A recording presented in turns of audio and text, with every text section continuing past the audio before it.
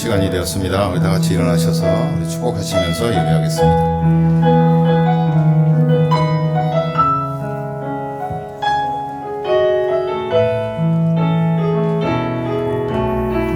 손을 내밀어서 축복합니다. 당신은 하나님의 언약 안에 있는 축복의 통로. 당신을 통하여서 열방이 주께 돌아오게 되리. 당신은 하나님의 언약 안에 있는 축복의 통로. 당신을 통하여서 열방이 주께 예배하게 되리.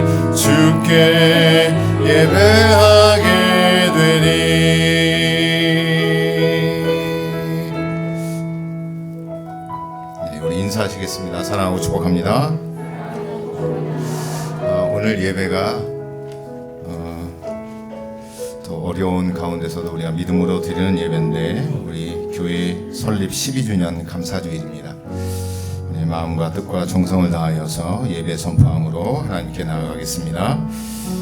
창조의 주님, 구원의 주님, 우리 예배 가운데 임재하시어 우리를 다스리시고 인도하시고 성령으로 충만하게 하시어 주님 기뻐하시는 아벨의 제사가 되게 하옵소서.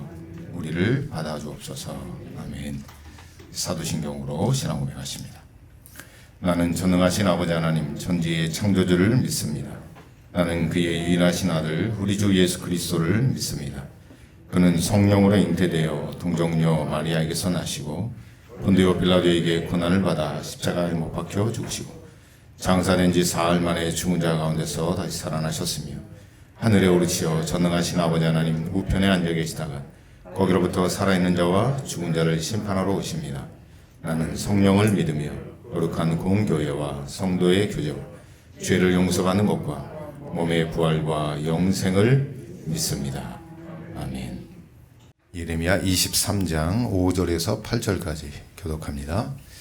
여호와의 말씀이니라. 보라, 때가 이르리니 내가 다윗에게 한 의로운 가지를 일으킬 것이라. 그가 왕이 되어 지혜롭게 다스리며 세상에서 정의와 공의를 행할 것이며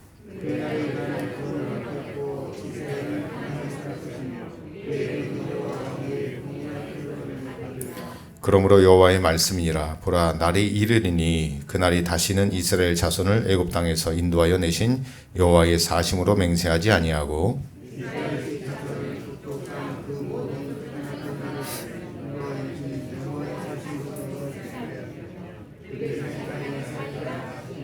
아멘. 네, 인사하겠습니다. 사랑하고 축복합니다. 한 번만 더 인사할게요. 오늘 12주년 감사하니까 12년 동안 함께 해주셔서 감사합니다. 자, 이 자리까지 오기, 이 시간 이 자리까지 오는 세월이 그렇게 만만치 않으셨을 텐데 하나님의 인도하심으로 오늘 이 자리까지 오게 하심을 참 감사드리고, 과거도 중요하지만 더 중요한 것은 이제 과거를 딛고 미래를 바라보는 겁니다. 여러분, 12주년 감사 예배를 통하여 미래의 소망, 예수 그리스도의 말씀과 뜻을 이루는 거룩한 교회, 거룩한 성도가 되시기를 간절히 축복합니다. 자, 오늘 말씀을 보시면 기다림 세 번째, 의로운 가지 예수 그리스도. 예수 그리스도의 나심과 탄생에 대하여 말하는 구약의 선지자 중 한 사람인 예레미야 23장에서 미래의 왕 메시아에 관한 이야기를 예레미야 선지자를 통하여 말씀하십니다. 예레미야 선지자가 이 말씀을 받을 당시에는 사실 말씀은 소망적이고 희망적이고 너무 좋은 말씀이지만 그가 겪어야 했던 삶의 상황은 그 말씀과는 정말 처절히 반대되는 상황에 살고 있었습니다. 그 상황 가운데서 하나님이 이런 말씀을 하는 것이 사실 개인적으로 보면 이해할 수도 없고 사실 받아들이기도 힘든 말씀이었고 좀 이거 사회적으로나 아니면 역사적, 정치적으로 본다면 과연 이 말씀이 이루어질까라고 하는 믿음 없는 바라봄으로 듣게 되어졌던 때이기도 합니다. 왜냐하면 그 당시가 이제 북이스라엘이 망하고 나서 남유다도 망해야 될 위기에 처해 있는 상황이에요. 지금 상황으로 치면 여러분 북한이 다른 나라의 노예로 되고 나라의 흔적이 없어진 거예요. 그리고 나서 우리 남쪽에 있는 우리 대한민국이 이제 하나님께 경고를 받는데 너희도 망할 것이다 라고 하는 것을 계속해서 22장까지 이야기하시다가 23장에 뭐라고 얘기하냐면 오늘 본문의 5절 말씀처럼 다윗에게 한 의로운 가지가 일으킬 것이며 그가 왕이 되어 지혜롭게 다스리며 세상에서 정의와 공의를 행할 것이다. 그러니까 새로운 나라를 세우겠다라고 하는 것이죠. 자, 이해하기 힘든 말이에요.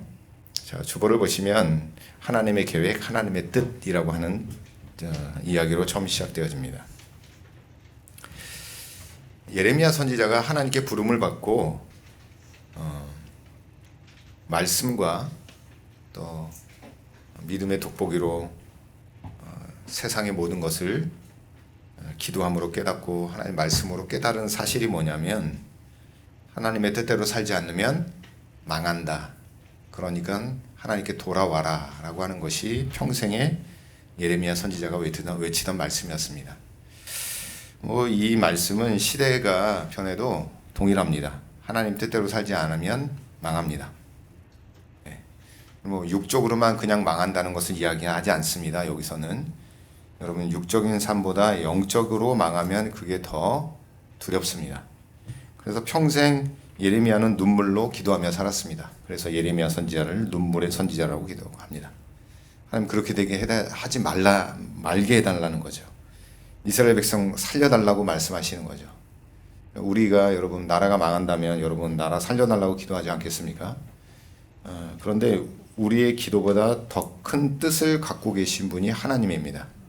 하나님의 계획과 하나님의 뜻은 완벽하고 완전합니다. 근데 왜 우리의 기도에 응답하지 않으실까요? 라고 사람들은 반문을 하겠죠. 이 성전 안에는 한 거의 30개에 달하는 화분이 있습니다. 얼마 안 돼 보이죠? 한 30개에 달하는 화분이 있어요. 근데 화분이 다 건강해 보이지만 때로는 화분이 벌레를 먹는 경우들이 있습니다. 벌레를 먹는 화분은 어떻게 하면 좋을까요? 혹시 집에 담벼락에 사철나무를 심으신 분이 계시면 사철나무가 만약에 병들면 어떻게 하죠? 벌레 먹고 하면 약을 뿌려서 살리기보다는 정원사에게 물어보면 거의 가지를 다 잘라버린다고 합니다. 이 화분을 키우는 것도 때론 내 의도와는 다르게 아무리 잘 키워도 벌레가 먹고 시들어 죽기도 하죠. 그럴 때 가장 좋은 방법, 여기 전문가들이 많이 계시니까 거의 가지를 다 쳐내더라고요. 아깝지만 보기 흉하죠. 너무 아깝죠. 왜 그렇게 하냐면 아예 싹을 잘라버려야 새로운 싹이 나서 더 잘 자란다는 거예요. 지금 당장은 아깝고 아쉽고 뭔가 부족하지만 그걸 잘라내지 않으면 정말 키우기도 어렵고 다 죽을 수도 있다는 겁니다. 자, 하나님의 계획과 하나님의 뜻은 무엇이냐면 이스라엘 백성들에게 지금 많은 선지자들 보내고 하나님의 종들을 보내서 회복하고 돌아오라고 말씀했지만 그들이 완악한 마음으로 돌아오지 않았어요. 하나님의 특단의 조치는 뭐냐면 이대로 살다가는 다 망한다는 거예요. 그래서 하나님이 가지치기를 한 거예요. 네. 하나님도 마음 아프시죠.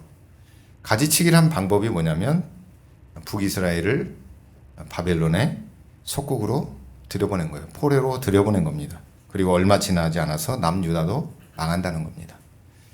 이런 기도에서 우리가 할 수 있는 것은 무엇일까요? 우리도 눈물로 기도해야 한다는 겁니다. 무엇을 위해서 기도해야 되냐면 하나님의 계획과 하나님의 뜻이 이루어지길 원합니다. 다만 우리가 바라는 것은 그 과정 가운데 우리에게 아픔이 있잖아요. 여러분 우리가 12년 동안 12년 전에 교회를 설립할 때는 많은 아픔이 있었을 거예요. 그렇죠? 얼마나 괴로웠을까요? 한편으로는 뭐 자유롭게 신앙생활하는 것이 기쁠 수도 있죠. 여러분의 뜻대로 신앙생활하는 것도 기뻤으리라고 생각하지만 한편으로는 또 괴로운 마음도 있는 겁니다. 그렇잖아요. 잘 섬기던 교회를 내비두고 다시 뛰쳐나와서 새로운 교회를 설립한다는 것은 그렇게 기쁜 일만은 아니에요. 고통과 아픔이 따르는 거예요. 우리가 잘 알고 있는 청교도, 영국의 청교도들도 자신의 고국과 나라와 교회와 모든 삶의 터전을 버리고 메이플라워호를 타고 미국으로 건너갔을 때 그들이 뭐 자유를 만끽하고 대륙을 봤을 때 야, 육지다, 좋아했다, 이제 우리의 자유다라고 선포했지만 가슴 한편으로는 또 뭐예요? 그 두고 온 그 교회들, 삶의 터전들, 자신의 친구들, 그 땅들을 다 버려두고 온 거잖아요. 기대감과 또 씁쓸함이 함께하고 있는 거죠. 이 본문에 나오는 예레미야도 마찬가지예요. 그러니까 눈물을 흘리는 거예요. 어떤 눈물이냐면 과거에 대한 씻음에 대한 눈물이고 미래에 대한 소망의 눈물을 흘리는 겁니다. 그러니까 예레미야 선지자가 단순히 눈물만 흘려서 슬픔의 선지자라고 생각할 수 있을 텐데요. 좀 역설적이게 좀 되돌아보면 과거는 물론 후회하고 반성하고 아까워하는 눈물을 흘려야 하는 건 맞습니다. 그러나 그 눈물은 반대로요. 미래를 향한 소망의 눈물이 되어야 하는 거예요. 12주년을 맞이하는 임마누엘 교회도 똑같습니다. 우리가 눈물을 흘려야 합니다. 그것은 12년 전에 그 아픔, 고통, 뭐 어떤 분들은 그거 지금까지 아마 마음속에 담아두는 분이 있지 모르겠지만 이제 그건 눈물로 씻겨내야 합니다. 그리고 또 눈물을 흘려야 되는데 그 눈물에는 하나님 이제 이 12년의 디딤돌을 딛고 새로운 교회, 새로운 하나님의 뜻과 하나님의 계획을 이루는 능력 있는 교회로 삼아달라고 눈물을 흘려야 되는 거예요. 어떻게 보면 예레미야의 눈물은 이 두 가지가 섞여져 있는 거예요. 오늘 이 시대 12주년을 맞이하는 저와 여러분, 이 교회 가운데 예레미야의 눈물이 우리 모두의 눈물이 되어서 과거의 모든 것들은 철저히 씻어내고, 그렇죠? 과거에 얽매일 필요 없습니다. 다시 12년 전으로 돌아갈 일이 없어요. 이제는 그것은 다 정리하고 감정이나 모든 것들을 다 정리하고 앞으로 바라봐야 될 소망의 눈물을 흘리면서 지금껏 그래도 베풀어 주신, 우리가 부족해도 연약해도 하나님이 베풀어 주신 은혜가 있잖아요. 그 은혜를 품고 하나님 앞에 눈물로 기도하며 이제 미래를 향해 나아가시는 복된 성도, 복된 교회가 되시기를 간절히 축복합니다. 하나님의 계획과 뜻은 반드시 이루어집니다. 그 계획과 소망이 바라기는 12주년 가운데 있는 저와 여러분을 통해서 이루어지시기를 간절히 바랍니다. 두 번째는 뭐냐면 다윗에게 한 의로운 가지가 일으키심이라는 겁니다. 절망의 구리터기에서 뻗어나는 희망의 싹, 그것이 바로 다윗에게 한 의로운 가지를 일으키는 말씀이에요. 이스라엘 역사에서 하나님의 은혜와 복을 가장 많이 누린 왕이, 가장 많이 누린 세대가 뭐냐면 다윗 왕 시대예요. 왕만 그런 것이 아니었습니다. 나라 온 전체가, 그리고 그의 자손들, 모든 백성들, 주변에 있는 나라까지 다윗 왕 때문에 복을 받고 그 열매를 따먹은 사람이 솔로몬 왕이었죠. 엄청난 복을 받은 겁니다. 사실 예루살렘 성전을 지은 것은 솔로몬이지만 그 모든 것을 진심으로 지은 것은 사실 다윗이에요. 다윗이 생각하고 꿈꾸고 기도하지 않고 준비하지 않았다면 솔로몬이 지은 예루살렘 성전은 존재하지 않았을 겁니다.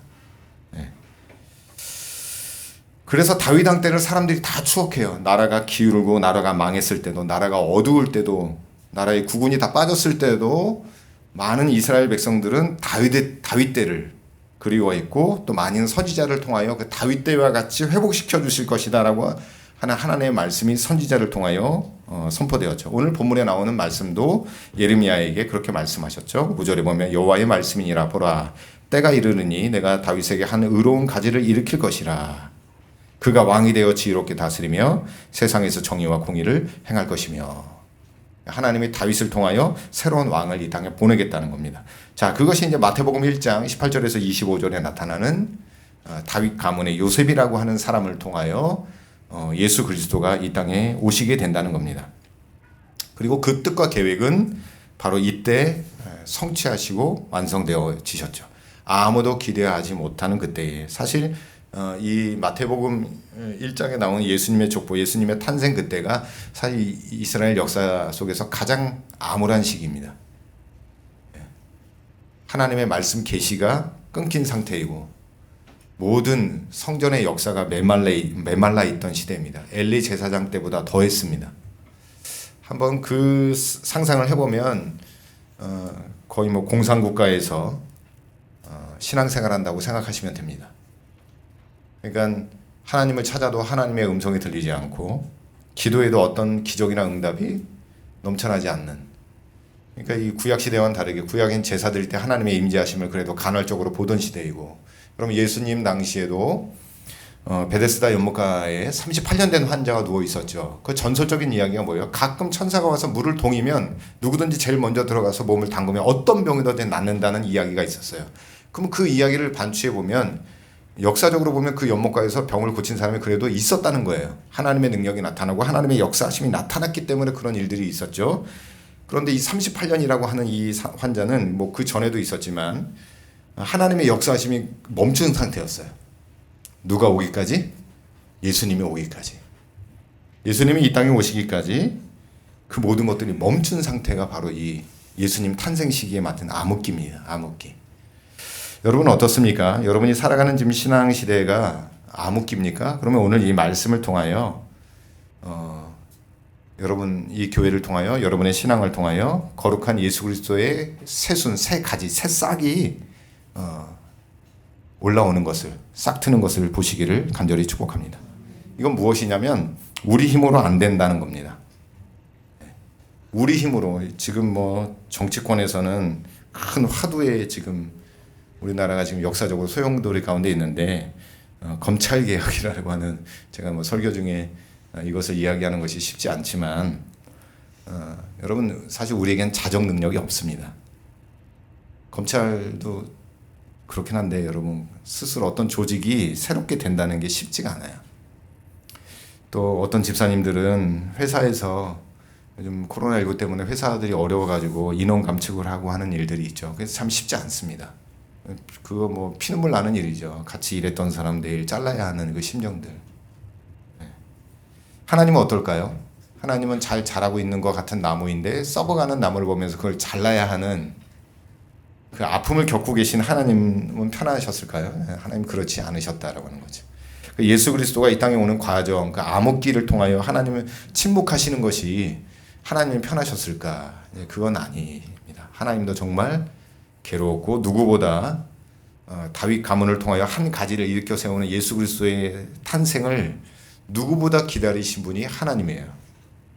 그렇지 않겠습니까? 여러분 만약에 이 화분을 키우는 사람으로서 빨리 새싹이 나오는 것, 화분을 키울 때마다 간절한 소망은 저도 이렇게 새싹이 나오는 것에 대한 기대감이 있습니다. 야, 저 새싹이 나오는구나. 여기 재미있는 것들은 정말 물밖에 안 줬는데 한 3,000원짜리 요만한 거 사다가 이렇게 큰 걸 보면 야, 정말 대단하다라는 생각을 합니다. 근데요, 이게 뭐 제 능력이겠습니까? 하나님이 하시는 일이죠. 우리는 그냥 물을 줄 뿐입니다. 그리고 관심 갖고 바라봐 줄 뿐입니다. 하나님이 이 땅에서 하시는 일도 여러분 우리보다 하나님은 더 간절하십니다. 그래서 하나님께서는 다윗을 통해, 다윗의 가문을 통해 한 가지를 일으켜 세우십니다. 그것을 그리고 성취하시고 이루시는 분이라는 거예요. 오늘 본문의 관점으로 본다면 그게 언제 이루어질까? 예레미야가 언제 그것이 이루어질까요? 안 이루어지겠죠. 그 당대에는. 그렇잖아요. 여러분 임마누엘 교회가 부흥하겠습니까? 네, 6분만 아멘을 하셔서 축복하겠는데 이 6분에게는 살아있을 때 그 부흥을 보시기를 간절히 축복합니다. 이거라도 아멘을 안 하시면 여러분. 네. 여러분 임마누엘 교회가 성전 건축을 하겠습니까? 네, 우리의 소망이 아니라 하나님이 소망이 되시기를 간절히 바랍니다. 우리의 열망과 소망이 물론 빛을 발할 때가 있죠. 여러분 우리의 소망을 가지고 건축을 하면 반드시 문제가 일어날 겁니다. 이건 불을 보듯 뻔한 이야기예요. 내가 소망한다고, 목사가 간절히 원한다고 성전 건축이 되는 게 아닙니다. 하나님이 원하셔야 되는 겁니다. 세울 수는 있겠죠. 그러나 진정한 교회를 잃어버릴 수도 있어요. 바라기는 여러분 12년 전에 이곳에 정말 구루터기를 잘라내고 아무 볼품도 없고 기대할 것도 없던 이 교회를 통하여 하나님이 무언가를 역사하셨다면 오늘 여러분 이 자리가 바로 그 역사의 중심에 있는 겁니다. 왜냐하면 하나님은 지금 가지를 꺾으셨을 뿐만 아니라 새순이 돋게 하셨고, 여러분 안에, 여러분의 삶 안에, 여러분의 마음 안에, 심령 안에 하나님은 벌써 싹을 틔우셨고요. 그 싹을 틔우셔서 하나님 반드시 거목으로 또 아름다운 꽃으로 아름다운 향기로 이루시고 성취하실 것이라는 말씀입니다. 그것은 우리의 뜻이 아닙니다. 하나님의 뜻이 그렇게 하는 겁니다. 왜냐하면 근거가 있어요. 아무 근거 없이 이런 이야기를 하는 것이 아니라 저와 여러분은 예수님의 사랑 안에 있기 때문에 그렇습니다.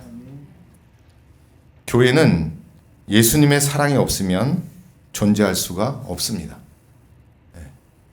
예수님의 사랑이 없는 그곳은 교회가 아니라 그냥 조직이에요, 조직.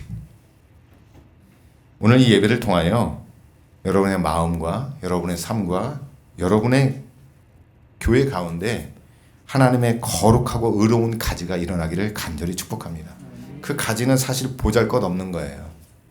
별 볼품이 없어요. 세상 사람들이 보기에는 기대감이 없는 거예요. 저거 가지고 뭘 해? 저거 가지고 뭘 하겠어? 라고 하지만 그 연하고 의로운 가지를 통하여 하나님은 하나님의 나라의 백성들을 구원하시는 놀라운 일을 하셨다는 거예요.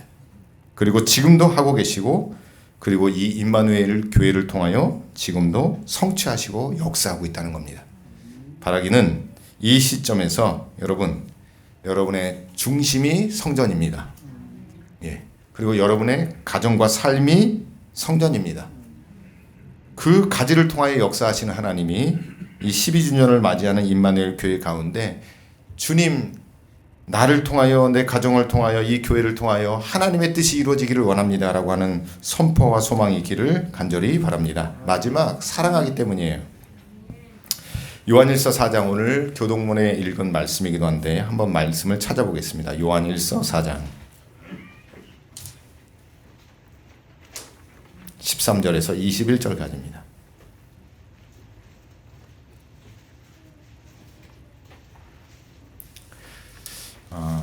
좋아하는 말씀이고 여러분 다 아시는 말씀이지만 좀 길지만 좀 더 가보죠. 7절부터 가볼게요. 7절부터 21절까지. 하나님은 사랑이시다. 요한일서 4장입니다. 신약성경 거의 끝부분에 있습니다. 392페이지. 계시록 앞에 이렇게 보시면 됩니다. 요한일서 4장 7절로 21절까지 한 절씩 교독해 볼까요?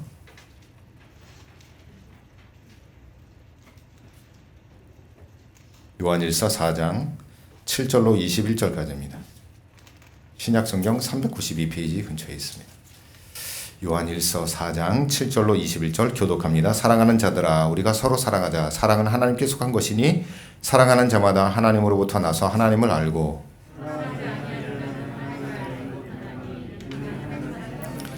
하나님의 사랑이 우리에게 이렇게 나타난 바 되었으니 하나님이 자기의 독생자를 세상에 보내심은 그로 말미암아 우리를 살리려 하심이라.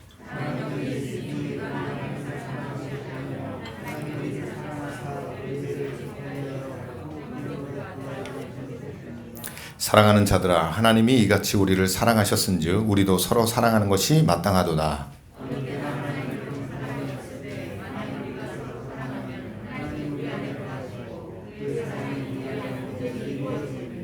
그의 성령을 우리에게 주심으로 우리가 그 안에 거하고 그가 우리 안에 거하시는 줄을 아느니라.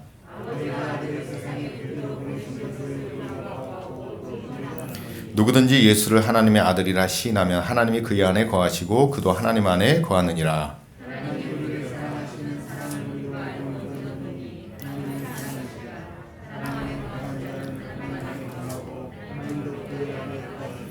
이로써 사랑이 우리에게 온전히 이루어진 것은 우리로 심판날의 담대함을 가지게 하려 함이니 주께서 그러하심과 같이 우리도 이 세상에서 그러하니라.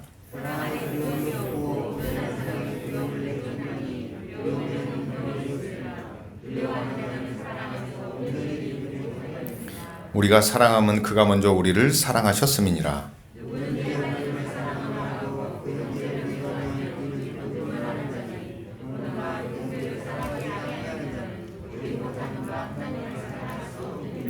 우리가 이 계명을 주께 받았나니 하나님을 사랑하는 자는 또한 그 형제를 사랑할지니라. 아멘. 여러분 하나님 사랑하시죠? 예, 하나님을 사랑하는 자는 곧 어떻게 된다고요? 형제를 사랑해야 한다는 거죠. 예, 앞뒤 사람에게 눈으로 사랑한다고. 인사하는데 그냥 하면 재미없잖아요. 이게 하트 한번 만들라고요. 예, 사랑합니다.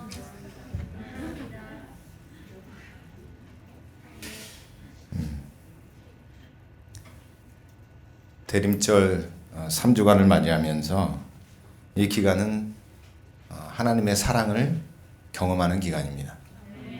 성탄절은 우리에게 큰 사랑의 선물인 예수 그리스도를 기다리는 날입니다. 어떻게 보면 우리는 다 복받은 자리고 하나님의 사랑을 받을 수 있다는 것에 참 놀라운 은혜를 금치 못할 길이 없습니다. 지금 이 과정들은 다 하나님의 사랑의 표현들을 우리가 경험하고 있는 겁니다. 떠오르는 태양도, 하늘에 떠있는 구름도, 우리가 매일 먹고 마시는 물과 공기 속에서도 하나님의 사랑을 느껴야 합니다. 더 나아가서는 여러분이 들고 다니는 성경책 속에서도 하나님의 사랑의 음성을 들을 줄 알고 찾을 수 있어야 합니다. 또한 여러분이 오늘 예배드리는 가운데, 오늘 찬양하고 기도하는 가운데서도 하나님과의 사랑의 관계에 속삭임이 있기를 간절히 축복합니다. 그리고 더 나아가서는 12주년을 맞이한 우리 임마누엘 교회의 존재의 이유는 사랑입니다. 하나님을 사랑하고 영혼을 사랑하는 교회가 되어야 합니다. 이런 이유로 우리는 존재해 왔고 또 앞으로도 존재해야 합니다. 그리고 우리는 2020년 성탄절 주님의 오심을 다시 기다리고 사랑 가운데 있습니다.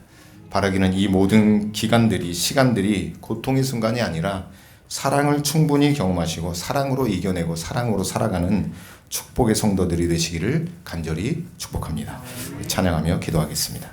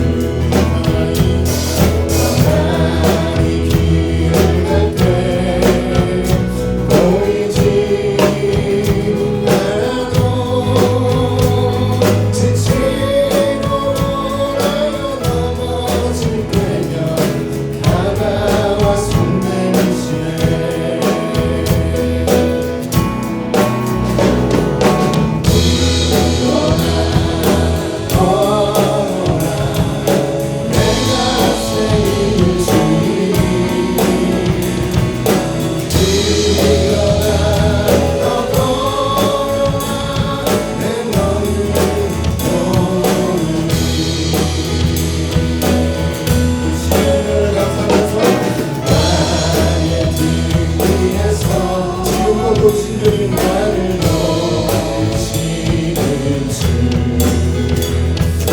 때때로 피곤하고 여전히 되신 주 잠잠한 미소가 오시면 나를 재촉하시네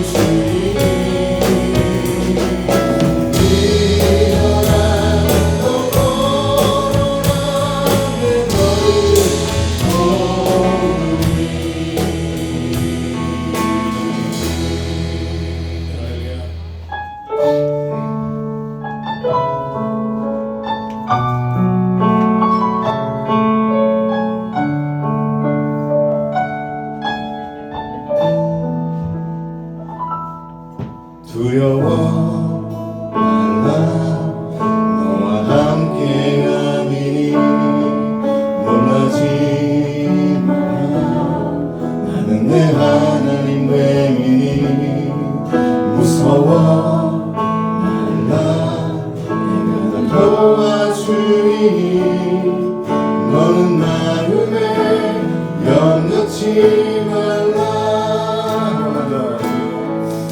두려워 말라 너와 함께 하리니 놀라지 마라 나는 내 하나님 됨이니 무서워 말라 내가 널 도와주리니 너는 마음에 염려치 말라 내가 너를 굳세게 하리라 너를 더 붙잡아 주리라 내가 너를 그롭게 하리니 너의 마음에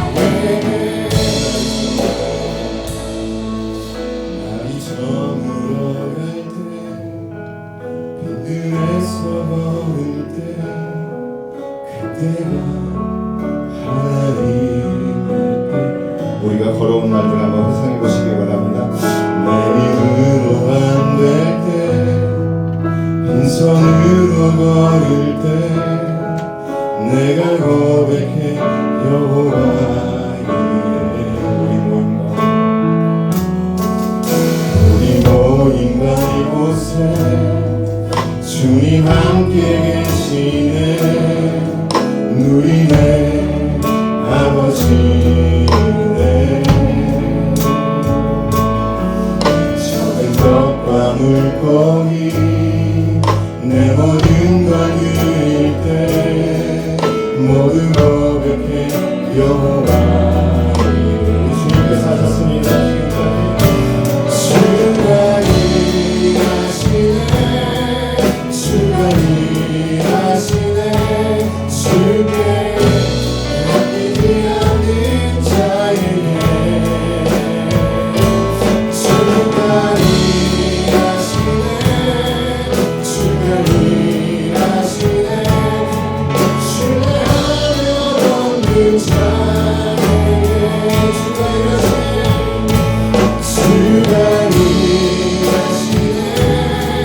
주가 일하시네. 주께 맡기지 않는 자에게 주가 일하시네. 주가 일하시네. 신뢰하며 얻는 자에게. 이제는 우리 구주 예수 그리스도의 은혜와 아버지 하나님의 놀라우신 사랑과 성령님의 인재 교통하심이 이 12주년 가운데 하나님의 말씀을 붙잡고 겸손함으로 주님의 뜻을 이루기를 다짐하는 성도들 위해 이 교회 위에 이제부터 영원토록 함께하옵기를 간절히 축원하옵나이다. 아멘. 하나님 감사합니다.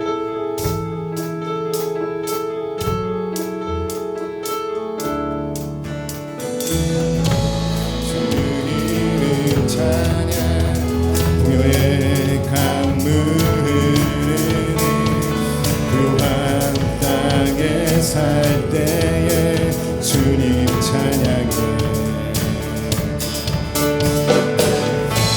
주 이름 찬양 거칠은 광야와 같은 인생길 걸어갈 때도 주님 찬양해. 모든 축복 주신 주님 찬양하리.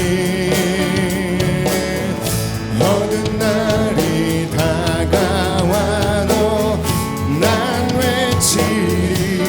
주의 이름을 찬양해. 주의 이름을 주의 이름을 찬양해.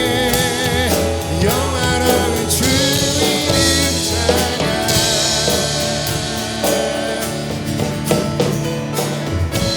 주 이름 찬양.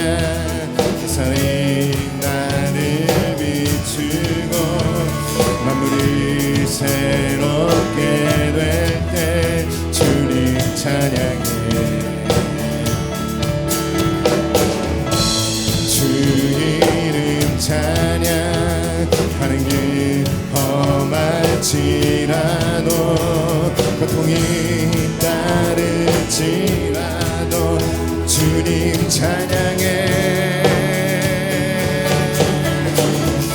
모든 축복 주시